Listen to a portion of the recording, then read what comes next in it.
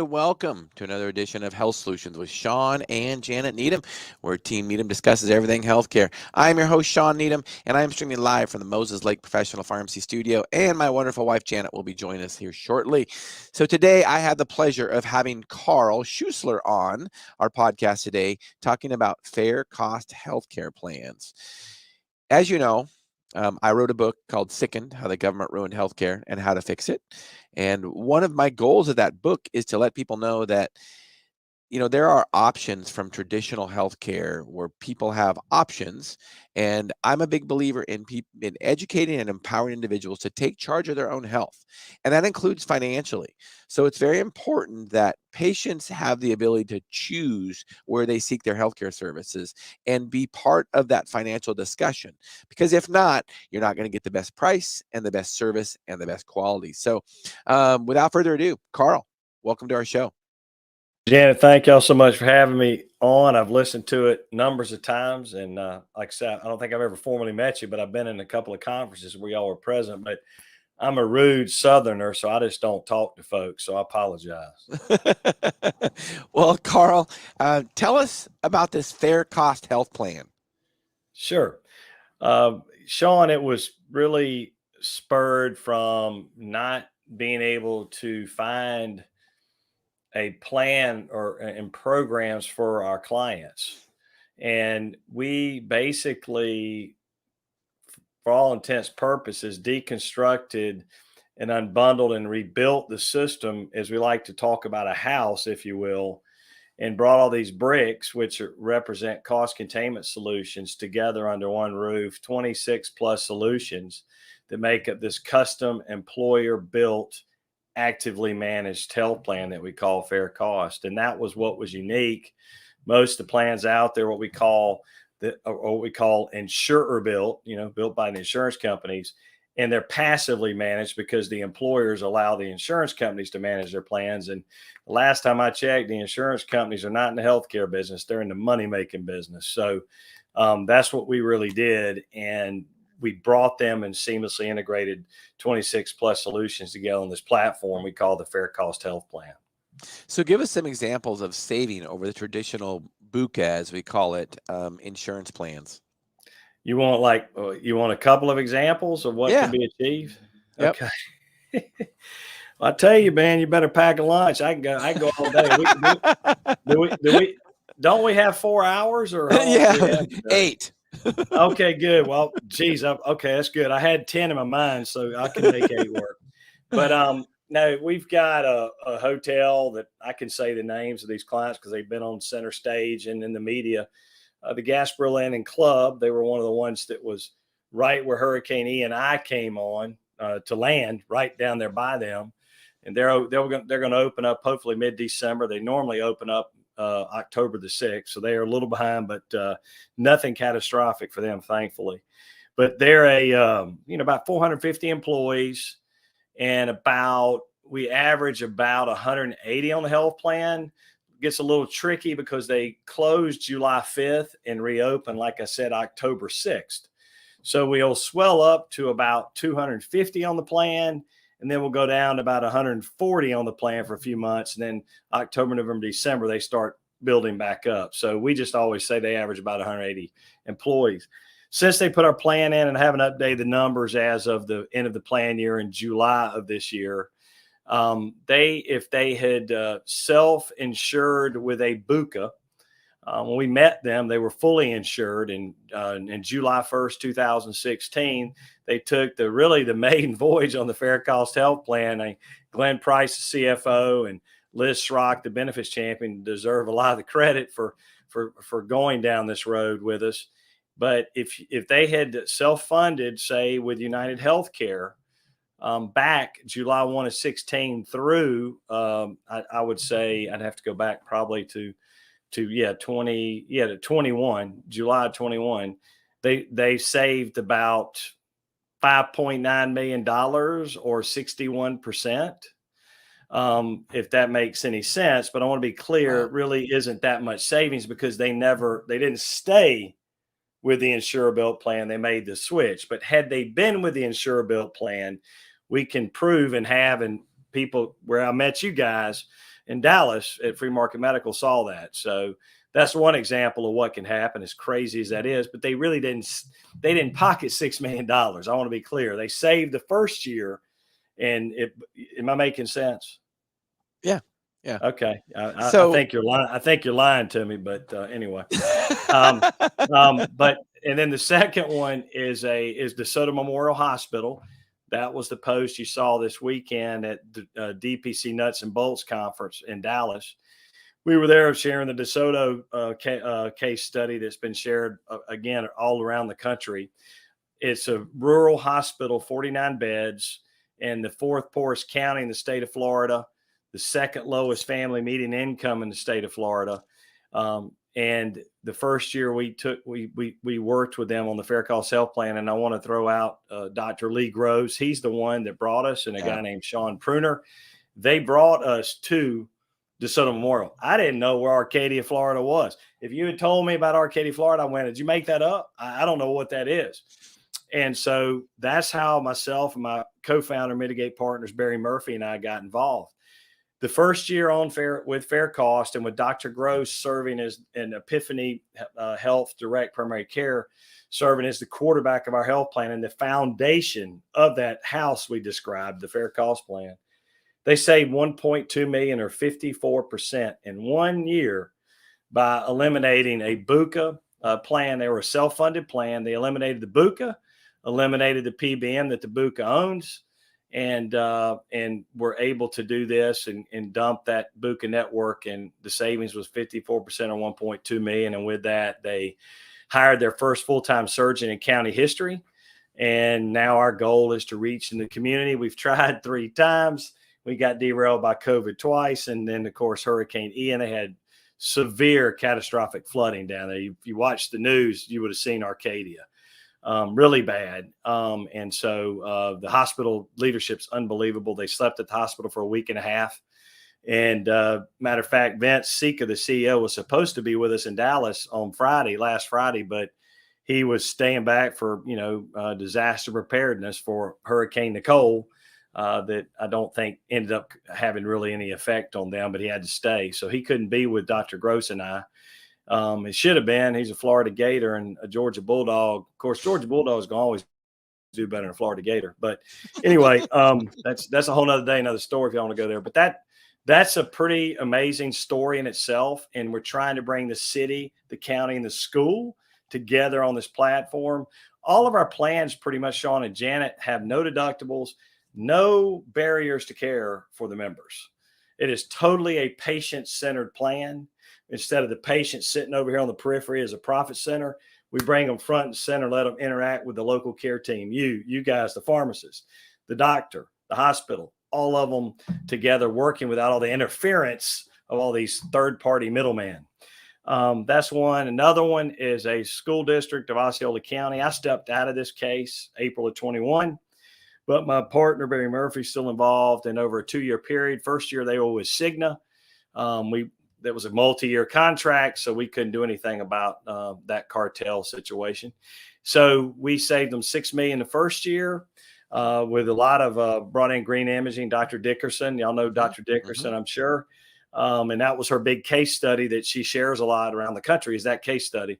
And then the second year is $15 million. So over 2 years, about a 6,500 employee company school district saved about 31% or $21 million. So you've got large employers, and then you got 157 employee hospital and 180 employee hotel. But the savings, I would tell you, is going to range, 30 to, as crazy as everybody will tell me for saying it, 61%. I was proven, so let's go. Janet, what questions do you have for Carl?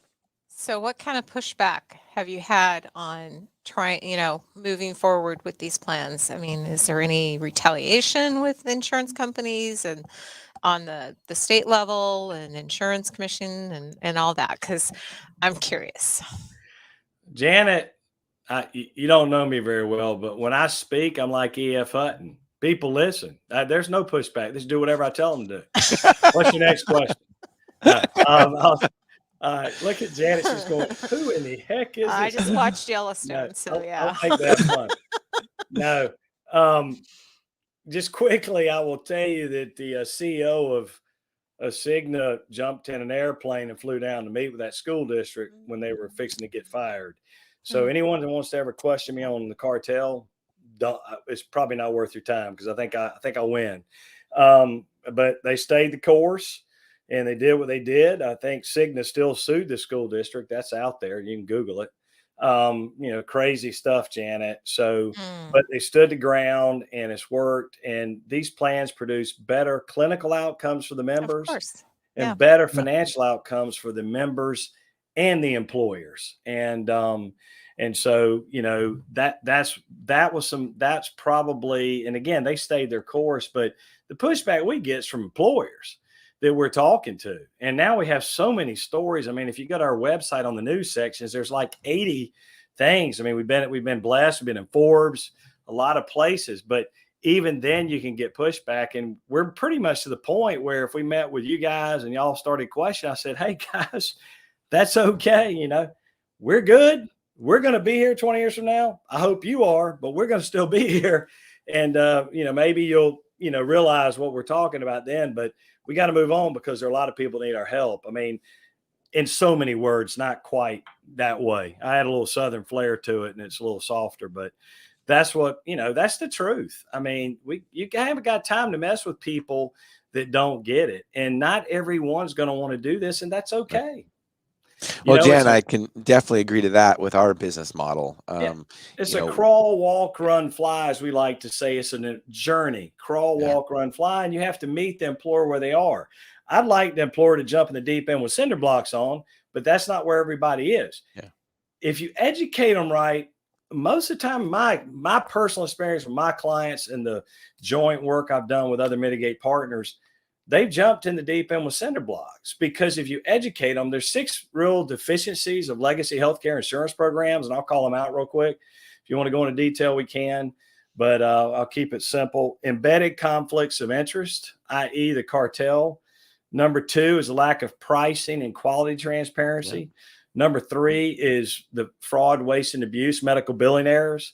Number 4 is the traditional PPO discount game. Number 5 is the pharmaceutical shell game, which I know y'all are familiar with. And then number 6 is lack of information and data. And it was kind of a negative message. So we have basically said, if you eliminate these deficiencies, you can turn them into the 6 opportunities in healthcare for you. And that's really what Fair Cost Health Plan was built around, solving for those 6 deficiencies. Well, I think you hit on something we discuss often, and that's transparency. And, in the traditional model with insurance coverage, traditional insurance, there is a cartel. Hospitals and insurance companies have colluded to create a cartel. And one of the things they do is they keep pricing non-transparent. So, well, how much does that cost? Well, we don't know, or it depends, or it's complicated. Crazy answers that we would never accept in any other industry. Yet it's not that complicated. It's really not. And transparent pricing, that the consumer needs to know what prices are being charged for their services. And that actually increases service and it increases quality. Now, the hospitals and the insurance plans, they would like to tell you different, but that's absolutely not the case. Yes, sir. You're not getting the arguments from this side. Well, so tell us about, do you think sometimes there's skepticism? Like if you go to an employer and you tell them you can save them 50% on their insurance costs, but it has nothing to do with United or Premier Blue Cross, what have you, do you think they're skeptical? Is that one of the pushbacks that you get? Yeah, no question about it. I mean, I think my good buddy David Contorno always talked about Stockholm syndrome, right? Where you fall in love with your captor, and I think you have that. I think we're working with a pretty large political organization. That's all I'll say, out of Texas right now, and they made a comment. We really like having that Blue Cross on the ID card. It feels like a warm blanket. And we said, well, it's like a warm blanket with smallpox all over it. Right. But that's the deal. So I will tell you the biggest hurdle. And, Shawn and Janet, we want to be clear with everybody. I mean, we make no bones about it. It is not easy, and we want them to know it will be bumpy. It is not going to be an easy deal. It's going to be 3 to 6 months of some growing pains, some teaching, some learning, and that's just how it is. But the key question you ask any of the employers that went and followed this fair cost model is none of them would ever change back and wish they had done it a lot sooner. But it is difficult at first, and I think when you look at these employers, you have to, the things that we really want to address is because here's what's goofy. You talk about these BUCA plans. I mean, I tell you, when we were in Dallas up here on stage, I said this: how many of y'all, I would love you to put my Fair Cost logo on all y'all's ID cards. I would love that free advertising. Y'all have given these BUCAs free advertising for years on the ID cards. And the funny thing is, it's your plan. It's Right. the more, I'm going to mess y'all's name up, the more pharmacy plan. So why isn't your name on the card? I don't understand. And we've often said that the only payers in healthcare are employers and employees. Right. The insurance company doesn't pay anything. They're using your money and the employees' money. They're the processors is what they are. They process the money. They don't pay a dead gum thing. So you guys, and we'll have to have a one-on-one lesson with y'all when we're done. All of y'all call them the payers. Don't give them that credit. They're not the payers. Medicare, right. Who's the payer of Medicare? You and me. That's right. I mean, there is no payer. They're processors. And the processor, the payer should be on the card, and that's the employer. That's whose name ought to be on the ID card. So when you go out there and use our cards, they'll have a fair cost, and the employer, of course, nobody knows who fair cost is, but as the employer, we don't take this insurance. What do you mean? I work for this company, and they call the number on the back, verify eligibility, and you're generally pretty good, but you'll get pushback because it doesn't have that blue. Yeah. Doesn't have blue or a United on the card. I mean, it's unbelievable. And healthcare isn't broken. It was made this way.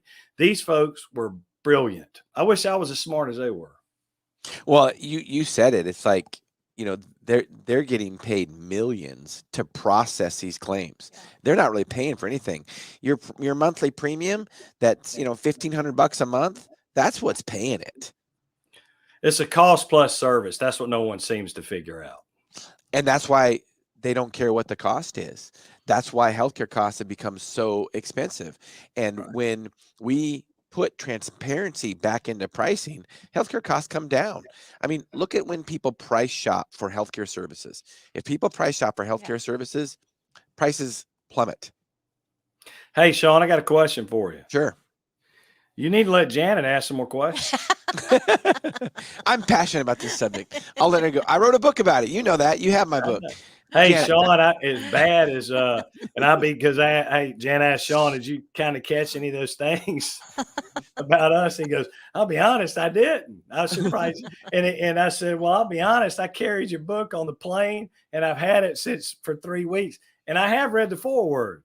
But Janet wrote the foreword. Yeah, it's a very interesting story. In fact, I tell a lot of people about it because it was really a place in pharmacy that I hit where, you look in the mirror and you wonder, are we really helping people?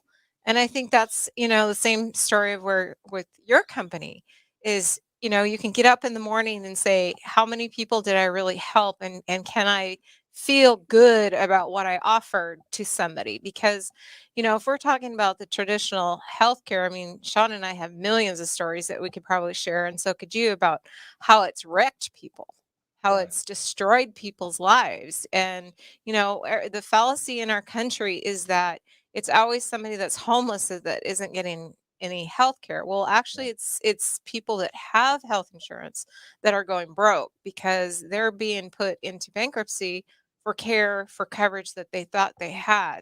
And, and really, I mean, I don't know how these people look at themselves in the mirror sometimes, because if they saw the brokenness that was out there that's being created by the system, they wouldn't feel good about it. Shawn and I, in our business model, we charge a fair price because the market can bear it.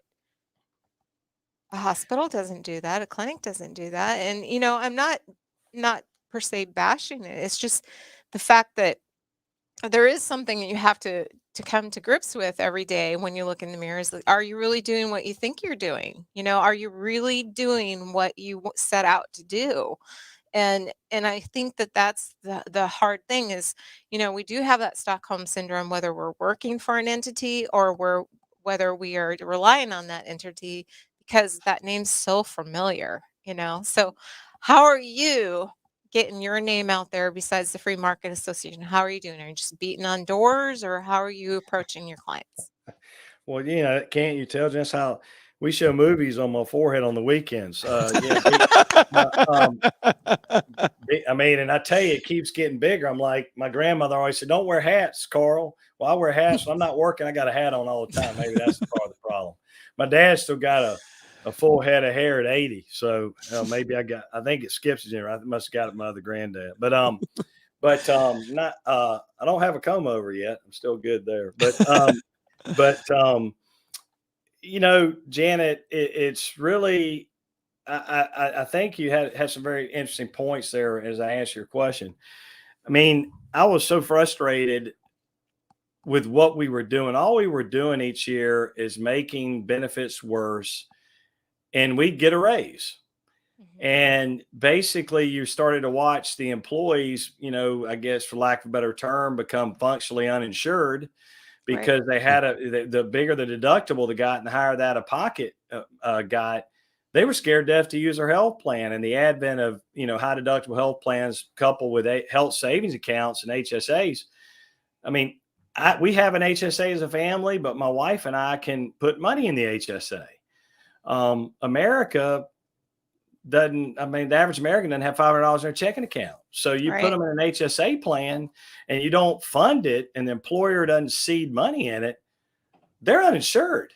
Right. Right. And the hospitals, we can sit and gripe about the hospitals. We've got some great hospital partners, so I always am careful what I say. Now, I know only 15% are compliant with the hospital price transparency laws across the country, and that's another story, another day. But as far, there's some really good hospitals that we've been able to partner with and be successful for fair pricing. When you look at this, the hospitals only collect 7% of that deductible and coinsurance money. So they're Right. not collecting, whether they're overcharged or not, they're not collecting anywhere close to that either. So that's an issue. And the employers' hands have been forced, and I'd say by worse than average brokers, as my friend Rich Haney in Austin, Texas, Mitigate partner there says, a broker makes you broker. So they're dealing with brokers like that don't know how to do what we do. But we've been able to turn that around and put no deductibles and remove barriers to care and have them be steered by nurse navigators to the right physician at the right time, at the right quality and the right price. Same thing with getting to the right pharmacist. I told Shawn some of our strategies when we got started about pharmacy, that we are big fans of the community pharmacies. We use them all the time in our plans and reward our members for going to the community pharmacist with the lowest copay possible. I'm glad to speak to that later if you want to. But I think that the key to this, and I wish you could see the video with Hanna-Barbera Johnson from DeSoto Memorial Hospital. We closed out, Dr. Gross and I closed our talk Friday at the DPC Nuts and Bolts in Dallas with that video. And the video says it all. She says, here at the hospital, benefits are done for the employees. I will paraphrase. Most of America does benefits to the employees, not for them. Number two, she says, I have taken care of everything I needed to take care of in this plan. In the past, I was scared to death to use it because I had this deductible, this coinsurance, and I didn't do it. I've taken care of everything I needed to take care of this year, and I paid absolutely nothing. And you can do that when you combine the right bricks in the house in that what we call the fair cost plan to help control costs. It's not going to be perfect all the time, but the member, the employee, can get the care without the worry. I mean, these employers want their people to get taken care of. They don't want them to avoid care. And that's an education, because I got to tell you, it's at least 7 out of 10 plans we run into. They all got high deductible health plans. Everyone, 8 HSAs, every daggum one of them. And that we have to work hard. We can't necessarily go to no deductible the first year. It may take us a couple years. But they're scared to take care of themselves. And with you guys, you think they're adhering to meds? I mean, I could afford it, and I was on Vytorin at one time, and it was $300 a month, and I quit taking it, and I could afford it, but it was irritating me. $300 a month was irritating me. So, that's the problems. I don't think I answered your question. I don't remember what the question was. I'm curious as your marketing strategy. That's it. I mean, how to get that? Well, Janet, I guess these folks aren't wise enough. They have us come speak. I don't know what the heck they're thinking, but they have us come speak. And so I say some of that's been, from the stage and sharing these stories. I've been accused of somebody we were talking to not too long ago. They go, "Carl, were you a Baptist preacher?" On the side. And I always apologize. I always say, if you're sitting on the front row, I might spit on you because we're pretty bad. We're behind the camera and the screen. We're good. You're safe. That's a good thing. I should have worn a mask today. But yeah, no, we're not going there. No, we're not doing that. It's the passion, and we just believe that much, and it is possible. Anyone can do this, and that's why we try to help as many as we can in our Mitigate Partner Group, because it absolutely is possible. And I think one of our Mitigate partners in North Carolina, Christy Gupton, has always said, and y'all might have met her out there at Free Market last August of 21 at the FMMA. She always says that all it takes is a good advisor and a little courage. And that almost can be viewed negatively, because it's like you have to have courage to do this. Well, we think it's not courage as much as us helping employers make this transition easy, because it doesn't require courage, because it works, and we've done it, and we have so much social proof. So getting the name out there has really just been doing the good work. I mean, and really trying to improve healthcare, trying to fundamentally make a difference. And we've also been blessed with some relationships with patientrightsadvocate.org. If you don't know that organization, they basically, that's Cynthia Fisher's. I think, Cynthia, I hope it's okay for me to call you a friend. She's become a friend. Marnie Jameson Carey, who's running Power of the Patients. Cynthia's whole team, Laurie Santangelo and Linda Bent, are unbelievable. And they reached out to us back in late 19, and said, "Hey, do you have any goods? We heard about what you were doing in Florida. Can we film your clients? And we want to take that film to the White House to show, at the time, President Trump and HHA Secretary Alex Azar, what we're doing." And the way they did that was these videos, and all the clients agreed. And, you can see the videos, or y'all can post them on the show notes or whatever. And I'm glad to send them to you. They were in that stuff that Shawn didn't happen to read. But hey, Shawn, I know I fully expect to get the wrath of you back in a few minutes, but no, and those folks, they're the reasons the hospitals have to do it. They were the big impetus. People like Dr. Gross, many others were on DC doing this. But Patient Rights Advocate was a big reason those videos were used to show what was possible at employers in America. So, as I say, I always tell Cynthia's in the ocean. She's trying to boil the ocean. We're just boiling the creeks. We're then going to boil the rivers. Then we'll boil the lakes, and we'll meet them in the ocean. So you have to do it one employer at a time. And that's really our message. And we're doing it with community. As I told you, we're hired by a large independent community pharmacy group to help their pharmacists go out in their communities to talk to employers about how this works. We show up at appointments with pharmacists, Shawn, and with direct primary care doctors. How many people in our shoes come in a room with a pharmacist and a doctor with them, right? To talk to an employer. It's pretty cool. Yeah, for sure. So, Carl, as we wrap this show up, what is the best way to get a hold of you? Hey man, I like the phone, but I know nobody else does, because that's a confrontation. God forbid, pick the phone up. But they can call me at 404-941-5519. Email Carl@mitigatepartners.com. our website, www.mitigatepartners.com, LinkedIn. We're kind of all over the place. We've got I have my own LinkedIn, Carl Schuessler. Then we've got Mitigate Partners LinkedIn and the FairCo LinkedIn. Twitter accounts galore, even an Instagram and a Facebook. Don't ask me how to do Facebooks and never much mess with it, but we're kind of all over the place. They just need to look up Mitigate Partners. Awesome. Well, thank you, Carl. A pleasure, and let's stay in touch. And you've helped us realize our goal, which is to educate and empower individuals to take charge of their own health. And the financial portion of that is very, very important. So thank you, Carl. Let's stay in touch. Yeah, thank you, Shawn and Janet. Appreciate y'all having me on your show. All right. And listeners and viewers, thank you for tuning in today. Wednesday, let's see, on our midweek podcast, who do we have? I should know this. It looks like we have